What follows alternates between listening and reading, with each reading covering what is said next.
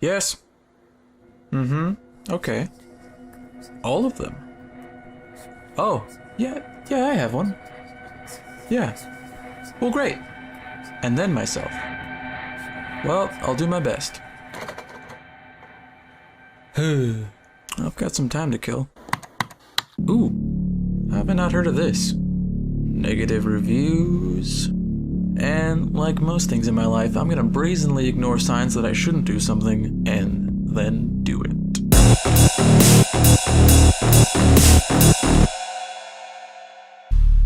Static Investigator Training is a third-person horror adventure game by Ethereal Darkness.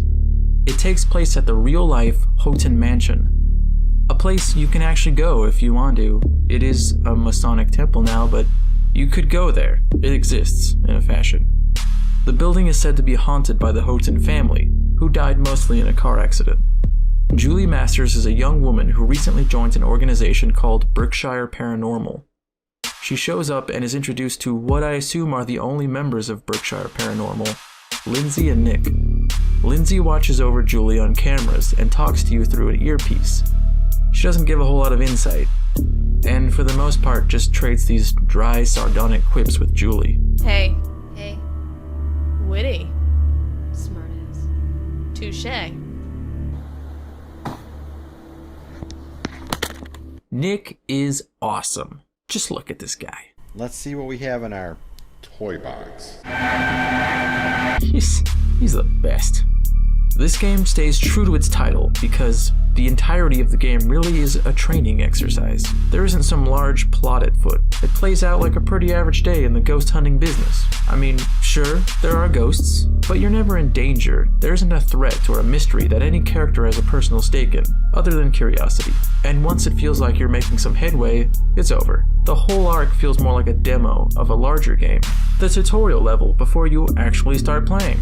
The characters feel realistically average. They're not overly relatable or likable or unlikable. They just seem like, you know, regular dudes. All right. We can have the girl fest later. We still have a case to discuss. All right, now the adventure begins.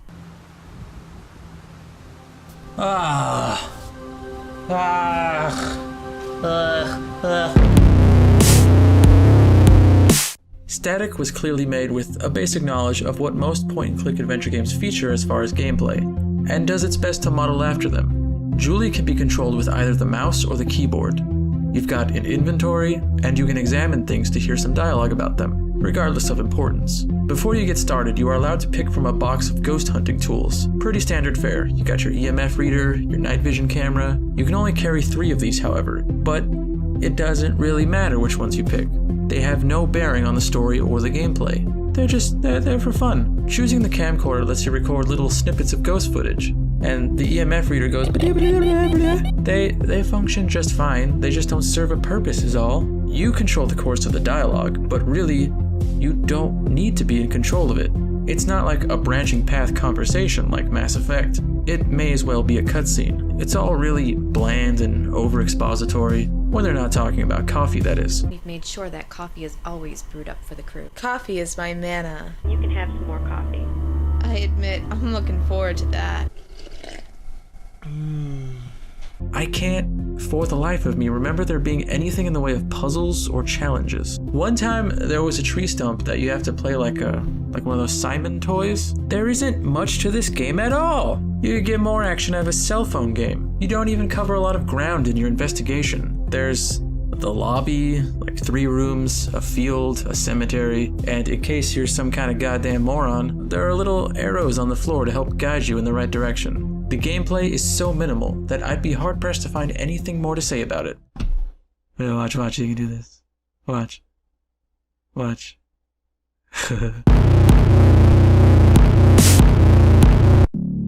Okay, yeah, I get it. This is a game made almost entirely of FMV.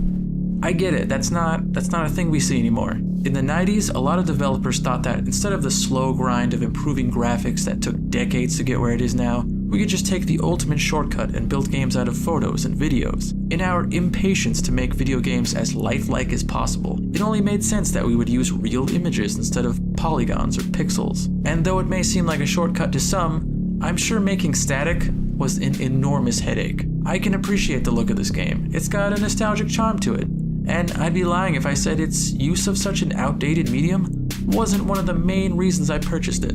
It's fun even though it's sort of tacky, so for the most part, I love the look of this game. Not much in the way of music or atmosphere though. There is what seems like a licensed song that plays in the opening and closing credits by a band called Blind Faith and Envy.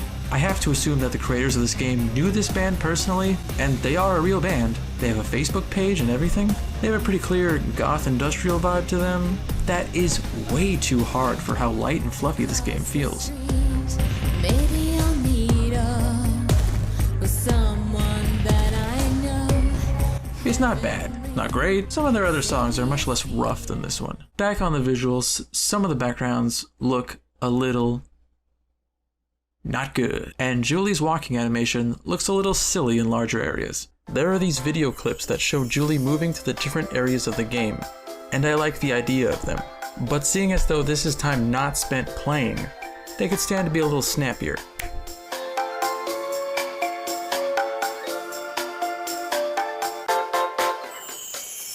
These are also the source of many continuity errors.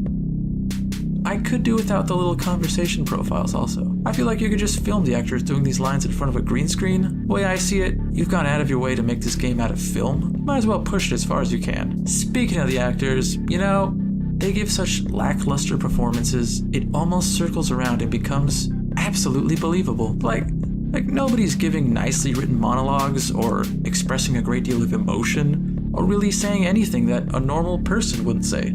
I'm not here right now. I'm out walking on the dark side or grabbing a cup of joe. Oh, except I do not like that line. Not one bit. I like that Julie has a personality. She's confident, got a bit of an alternative fashion sense. I fucks with that. Did I write that? Yeah, I did. I wrote this too? How is this? Look, it's real o'clock. So I'm gonna be real. This game is winning no awards. It probably won't stand the test of time. It's tragically short, both in length and on ideas. Having said that, I like this project, and I like the passion behind it. This feels like a deeply personal piece that somebody worked really hard on. The only problem is you've got less than a third of a game. And I mean, have you looked at just about any other adventure game? Go to that little aisle of hidden object games that replaced adventure games at Walmart. Point to one, and it's got more to it than static. I like the ideas, I like the passion, but for Pete's dragon, you gotta give me more. More plot, more gameplay, more atmosphere. I don't want to train to be a paranormal investigator, I want to be one. It can't be that fucking hard. God, they still cost that much? Alright, see what we got.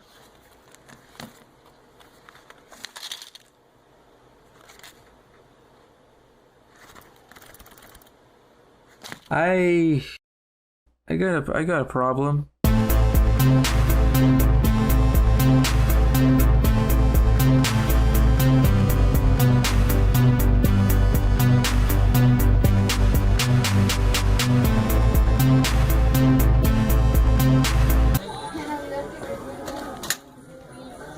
People believe this shit?